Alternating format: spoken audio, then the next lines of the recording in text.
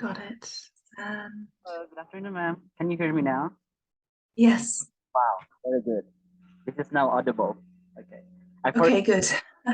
to run through first because there are some technicalities, each time I conduct a podcast. Yes. Sorry for the inconvenience. Okay. Okay. In a short while, we're going to have our podcast via Facebook Live. Yes, I'm gonna connect this to the Facebook Live. Okay. So Okay. for now, I'm going to link this one so we can formally start our podcast or our book talk. Okay.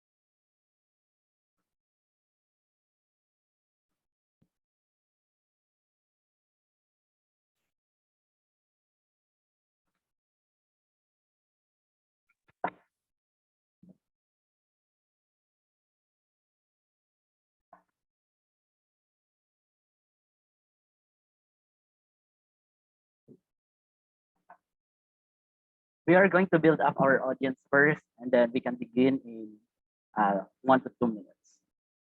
I hope you're fine with that, ma'am. Yeah, that's absolutely fine. No worries. Thank you so much.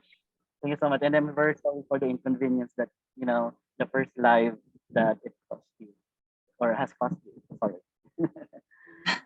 Hey, I'm very excited now to talk about, the book that you have recently, written, The Bookkeepers. But of course, before we formally start our conversation, I will do the honor to first introduce you to the audience so they will know who this brilliant author of The Bookkeepers. Yes.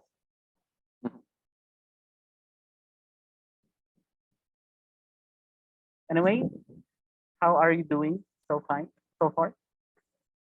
Um, I'm doing okay. It's a bit of a quiet weekend. How are you doing?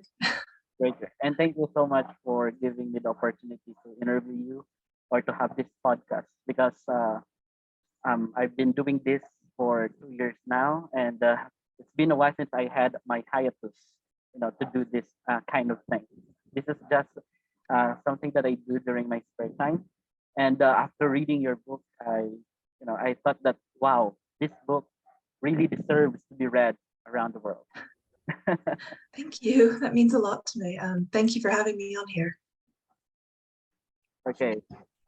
Mhm. So anyway, the interview that I'm gonna do today is actually going to be divided into three. Yes. So I have here Mm. questions related to your books or to your book. Yeah, the book eaters. And then of course the second one is a personal question. And later on, uh, I'm gonna do fast talk. I remember that I Okay. asked you your top five favorite books.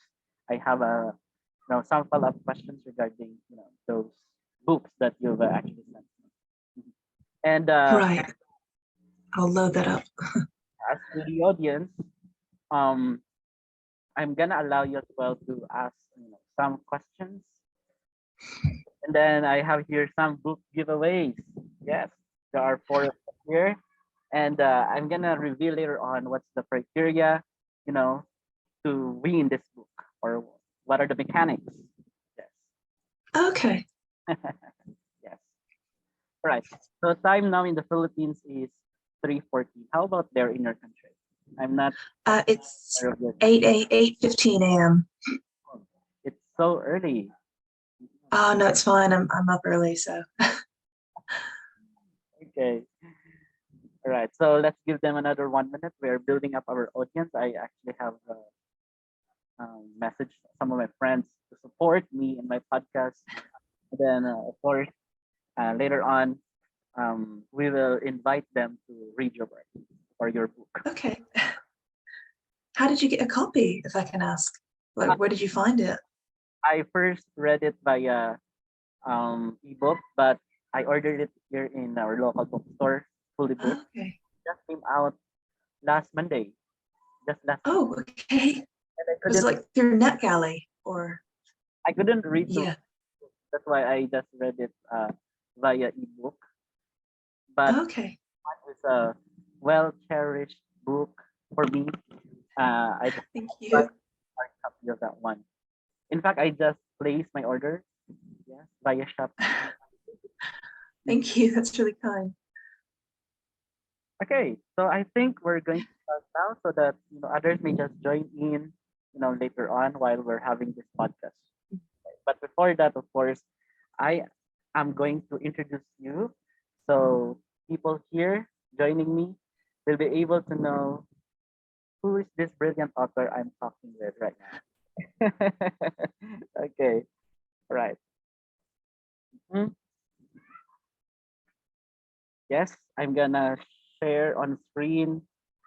Okay, your lovely picture. Here it is. Okay.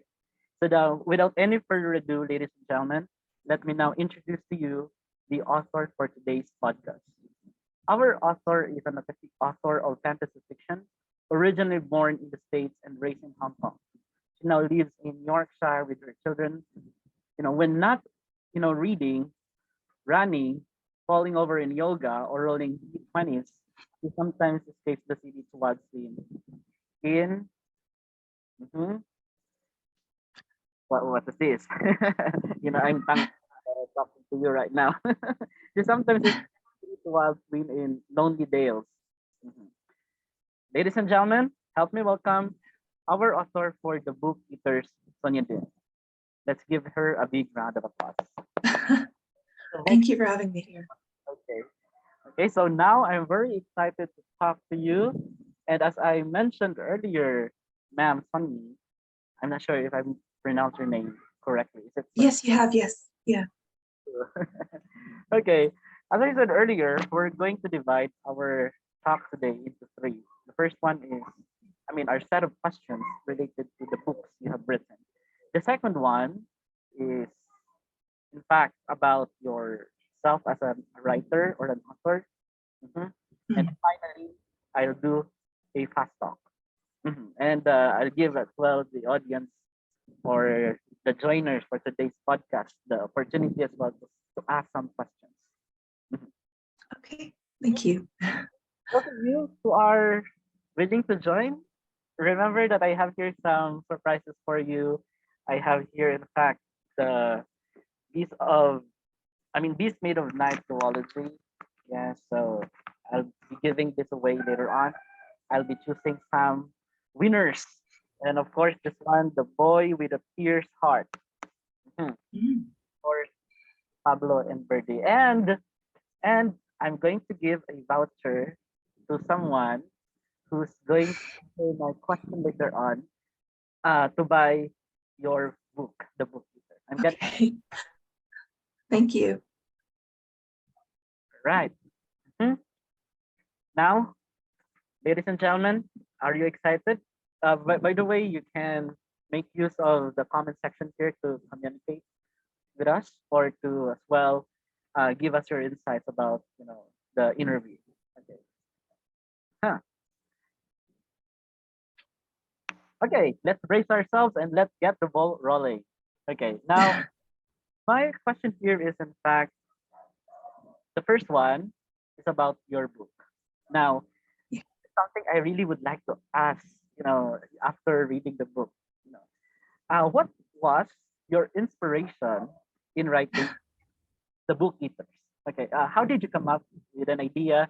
Because to be honest, when that came out in Goodreads, some of my friends actually recommended this book to me, and when I read the premise, I was like, "Oh my god, this is really unique, fantasy trope.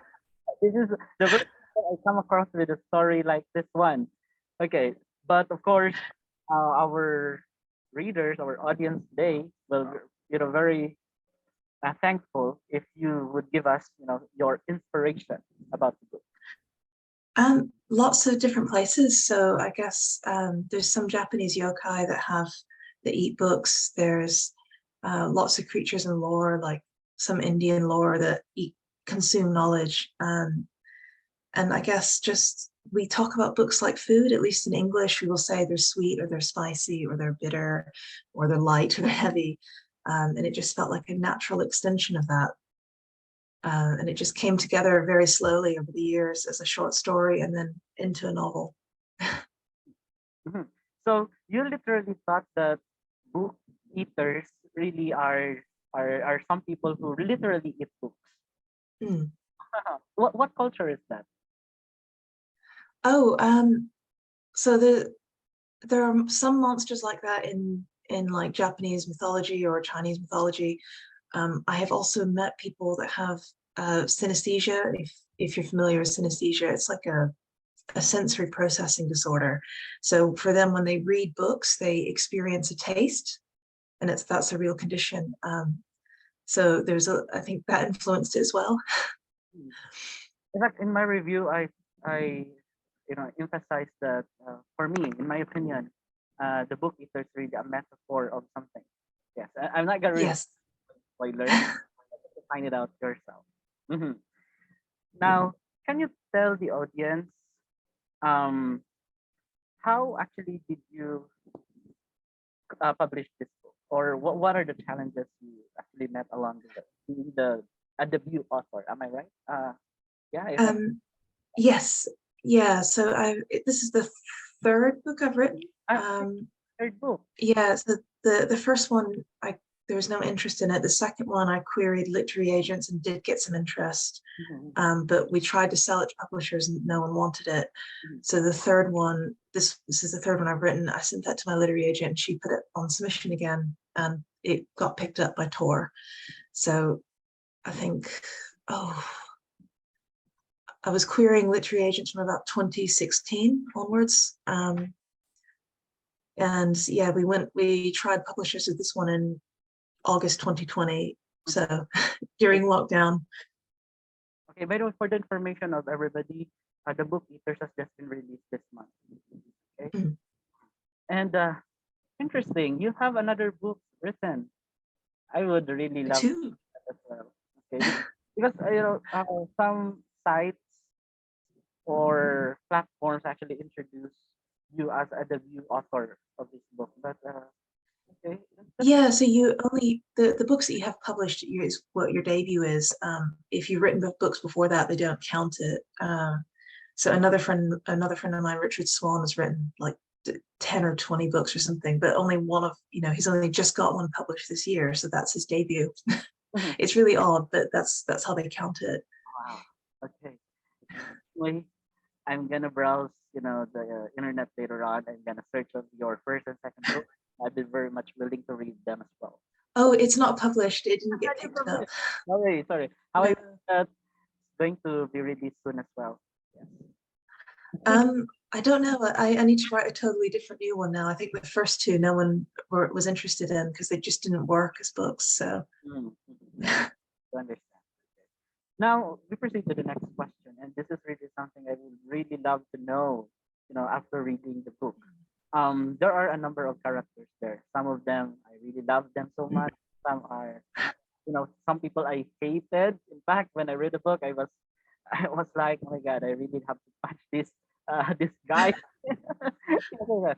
Among the characters in the book, to whom actually you can relate the most with.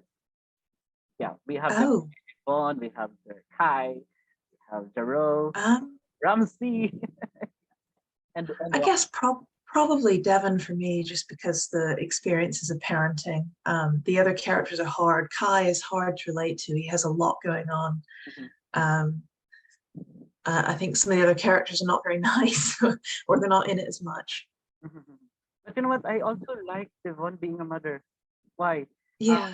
Upon reading the book, I realized that every mother actually has this sense, when Yes. taking care of the children, and they're in fact very much willing to do the overwhelming all, to save their child. Yeah. You know? And fathers too, but yeah, definitely mothers. Mhm. In fact, your book has touched a lot of secular issues as well, and one of them is actually parenting. Know, others there are some sensitive issues as well, and I'd like the readers to find it out. Uh-huh. Yes, yes. But that's in fact one of the strong points of your book. The themes very Thank multifaceted. you. If people actually would love to read a fantasy book with a lot of lessons to learn from, ranging from family to society as well, then this book is really perfectly for you. Mhm. Okay, now, mhm. um, can you at least tell me some of the challenges that you came across, in the what do you call that, in publishing your book? Okay. What are the difficulties you had? So I guess like personal difficulties, uh, I wasn't in a good place. Like financially, we were very badly off. There was a lot going on.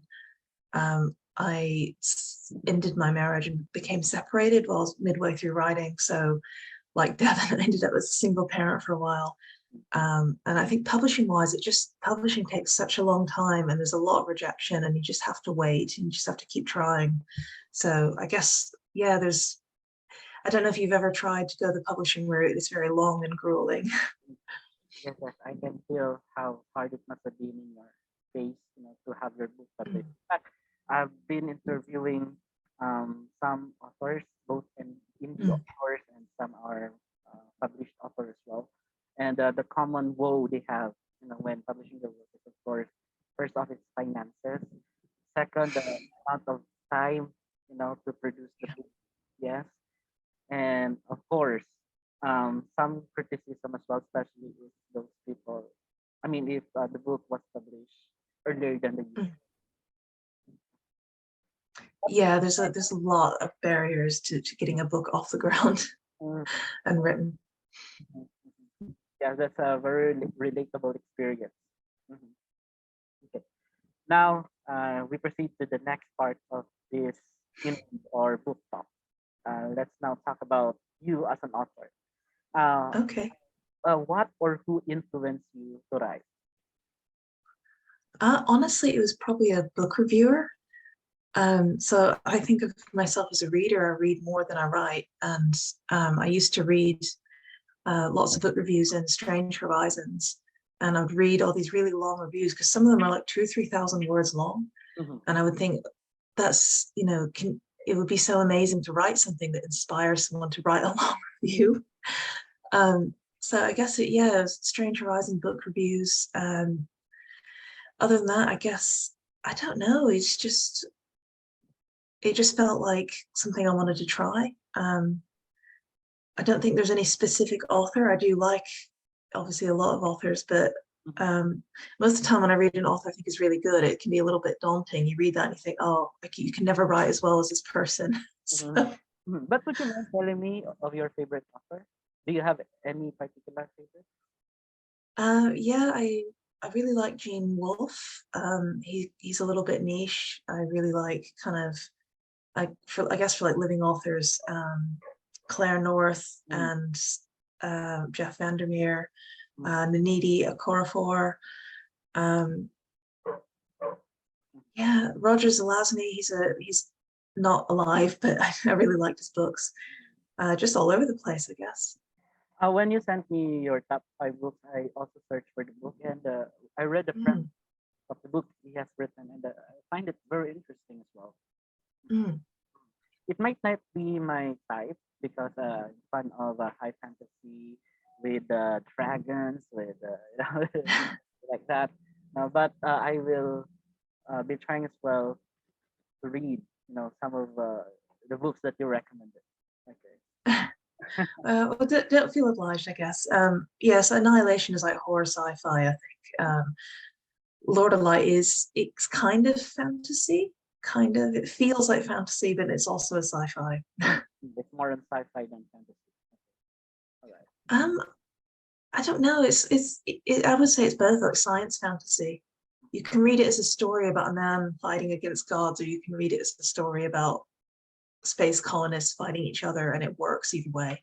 Mhm. Um, Now, do you have any writing quirk or something strange that you do, as a writer? Because I know I've known a lot of authors who have their own style when writing, like they would drink lots of coffee when writing, or they would drink alcohol or alcoholic drinks. I mean. um, I'm not sure. I think because I'm used to writing around my children, so I can write just anywhere, like usually on the kitchen table, just on a laptop. I do a lot of writing in my head, and then I try and only spend a small amount of time sat down. I don't know if have you heard of writing sprints where you set a timer for like 10 or 15 minutes, you try and get as much done. Hmm. So I do a lot of that because it just minimizes the amount of time I'm sat at the computer, and then my children are still kind of young, so they need a lot of watching. Mm, So how much time do you spend writing? Oh, I don't know, honestly. That's really hard because even when I'm not writing, I'll be thinking about it or taking notes just as much time as I can. If I'm not thinking or doing anything else, I'm thinking about writing. So, Okay. Oh, by the way, to those of you here who are watching our podcast, feel free to ask questions as well. I allow you to do so. I'm gonna read it, and to give you the first mechanic for the book giveaway, here it is. Um, all you're gonna do is to comment here first in our Facebook Live and let us know how are you feeling today. And then later on, I'm gonna have some follow-up questions. Okay, that's the initial mechanic of the book giveaway. Mhm. Now let's continue. Okay, other than writing, what other things do you love to do? I love board games, the big fantasy board games, some role playing games like Dungeons and Dragons, Mhm, uh, hiking as well. There's a lot of good hiking in England, mhm, and yeah, swimming and mhm. um, some video games as well. Reading, of course. Mm, interesting. Mhm. So that means you love trekking as well. Um, Sorry, love which? you love trekking or mountain climbing? Oh, yeah. If I get the chance, yeah. Mhm. Yeah. So some of the common denominators of fantasy lovers are doing a lot of things which are challenging. Yeah. Yes, one of which is of course trekking. Yes, I'll play the games as well. Yeah, and just to get out as well. I think to go outside is really helpful, just to take a break from being indoors. Um, Great, awesome. By the way, um, this podcast that we have will also be uploaded in my booktube channel. Yes.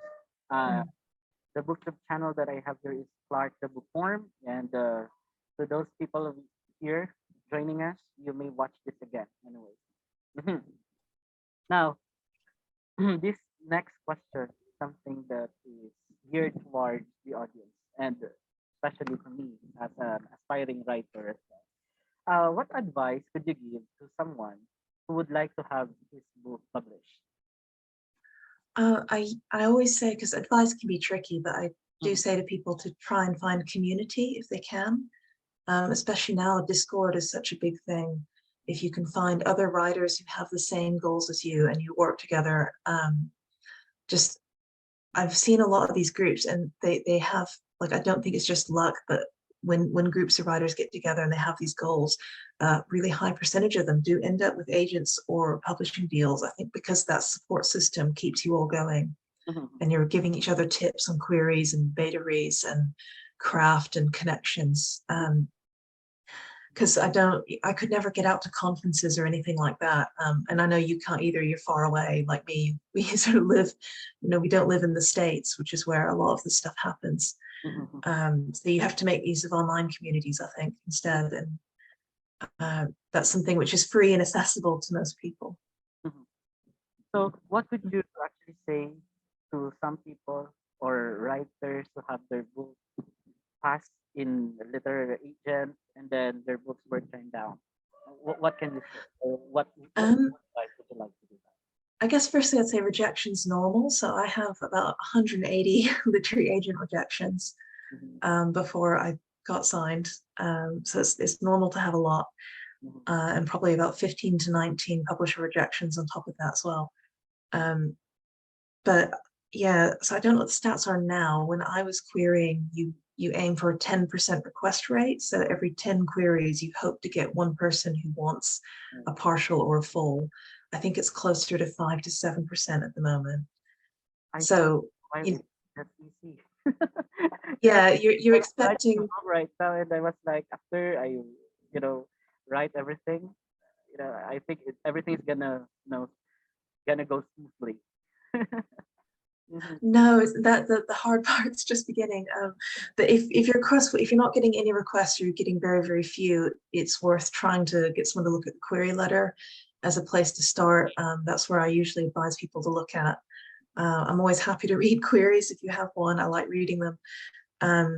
Because if you can get the query letter, down, and then you send it to agents who only accept queries, and you get some requests, the letter is working, and then if you get requests and they reject it for the book, that there's something in the pages they're not liking, and you kind of troubleshoot it, if that makes sense. You try and making sure the query is okay, making sure the pages are okay. Um, I think if you're on Absolute Right forums, that's a website. They have a really good query query section and first pages section that's free to join and get feedback. And those are really good as well. mhm. Now that you have your first book published recently, Mm. I think that you know the next time you'll do, I mean, you publish a book, it's going to be very much easy now. I'm not sure.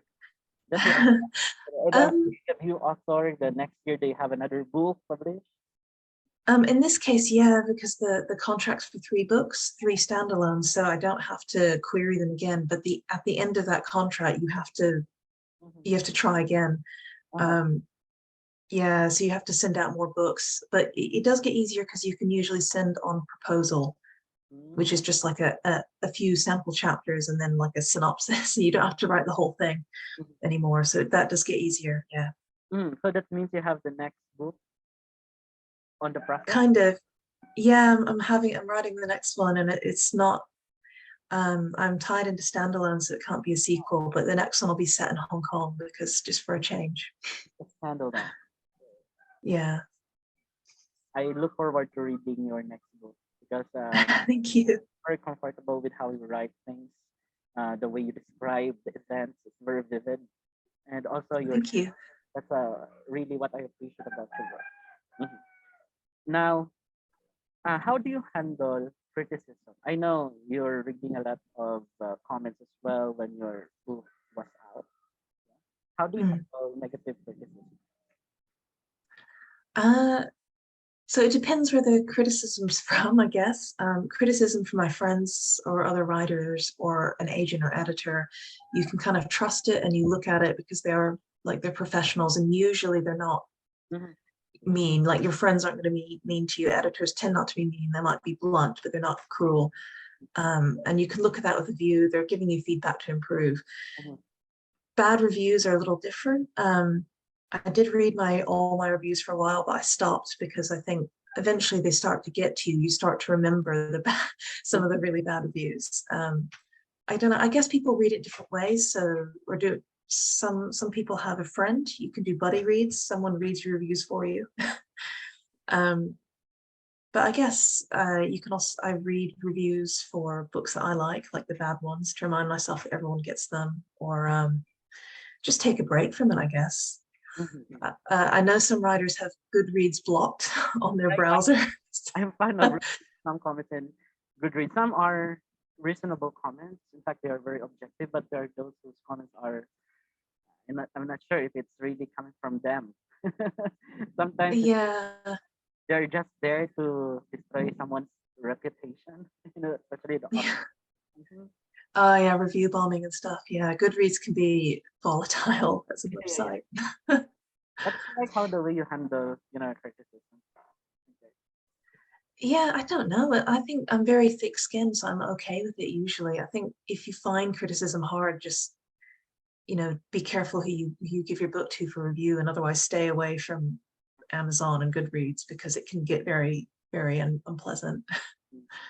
Also, each time somebody else would comment negative things about the book that I like, I would just say that, well, reading is subjective. Yes, what's Mm, good to you, may not be good to somebody else. Hmm That's yeah, that's how I think. So I won't lose heart. yeah, definitely. Mhm. It just means it didn't find the right reader a lot of times. So Right. Thank you so much for your pieces of advice. I learned a lot from them, and as an aspiring writer, I would really, oh, bless. I would really use that experience as well, that you have. So you know what? Oh, My mind changed after you revealed that it's not easy, to have your literary agent or to have your book published as well. I thought writing process is the most difficult part. mm. I don't know if he would be your cup of tea, but there is a Filipino writer who's a friend of mine. He's called Wayne Santos. He does write. He's got a novella out that is based on some Filipino myths, and he also has written cyberpunk novels. Mhm. But he might be an interesting one to talk to as well for his writing process and how he got published. He had a very long road to publication. And he might be able to give you more specific advice than me because Yeah, yeah. he's I'll, got some I'll of add that background. the name. Yes, later I'm gonna send you a private message so I can. Yeah, no worries. Thank you so much for your kindness. Yes. Okay, so again to our audience, you might wanna comment your favorite book here in the comment section. That's the second mechanic here, and later on I'm gonna Mm. choose, to whom I'm gonna give these books. There will be three winners. Yes, and I'm gonna just choose the winners maybe tonight. Yes. Now, this is the next part which I'm very much excited about now. I asked you yesterday of your five favorite books. Yes. Mhm. And because the title of your book is The Book Eaters, here's what we're going to do. This is just a fast talk. Um, I'm gonna present the first book, which, which you actually selected just yesterday, and I'd like you to give me what food you associate with that book when reading that. Yes, yes, yes. Okay. Okay. And yeah, I forgot to tell you this. I really love how you describe how books are eaten in the book eaters. That's why on my TikTok. Yes, I was trying to actually, to eat as well some of my books.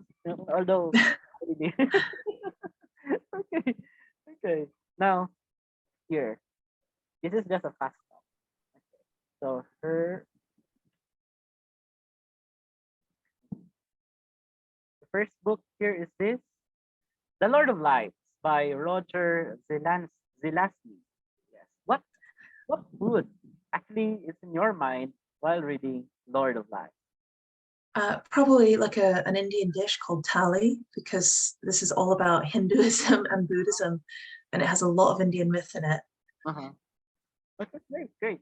Second, yes, Uh, Untitled Chapter. oh, probably a roast dinner. It's a very classically English book, Jane Eyre. Great. Next, Annihilation by Jeff Vandermeer. Yeah, definitely mushrooms. I think if you read the book, it will make sense. There's a lot of creepy fungus. Mushroom. Next, this one, the one where no. Oh, This one, uh, bread, I guess. No, I know that sounds odd. No, salt. Sorry, salt. salt. Yeah, one of the character works as a salt weller for a while. What type of food? With the Oh, salt, type of, oh, a condiment, I guess. Salt is a condiment. it's just a salt. That's in your mind. Yeah, no, sorry, it's just what I think of, I guess. He works drawing salt out of the ground. Um, sorry, that's a bit of a boring one. It can be some salty food, maybe. Uh, ooh, maybe wine if I can pick a drink. The wine. All right. And finally, Yeah, one we were talking about, The Shadow of the Torturer by Gene Wolfe, your author. yes. Uh, probably oh, Shadow of the Torture. I want to say something like haggis, which is a Scottish dish. I know it's a bit weird, but I think because it's very complex, the very complicated novel and very complicated food. Awesome. Thank you so much for sharing the food that you associate with those books. Okay. Right. Now, this is the moment that we're waiting for. I'm going to give you a chance now to promote your book. Then, yeah, Okay. you may do so. Um, so The Book Eaters is a novel about the society people who live at the fringes of the UK and they consume books for food.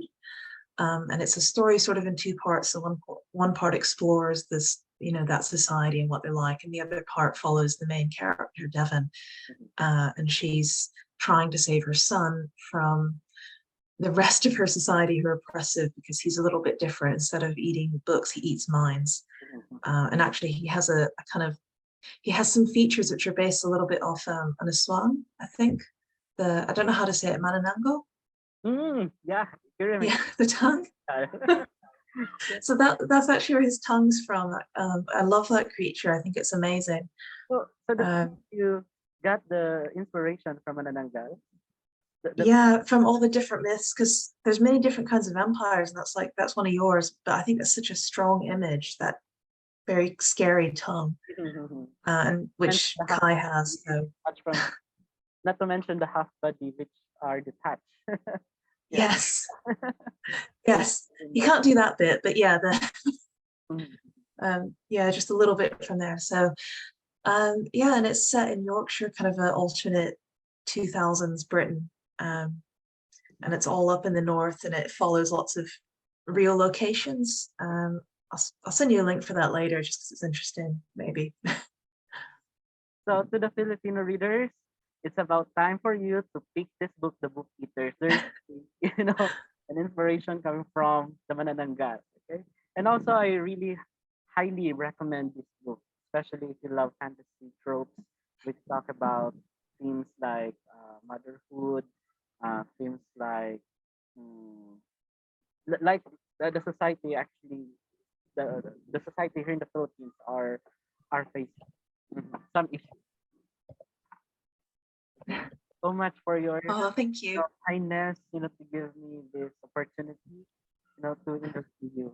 You are added now to my list of the authors that I've interviewed. Thank you so much. Thank you. It was an honor. Right. Have a good afternoon. Good afternoon. And I'm gonna upload this as well via BookTube, my YouTube channel. It's part. Thank you so much and Yeah, congratulations. thank you.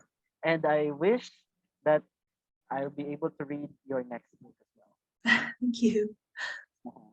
Thank you so much, Bye. everyone, and have a good day.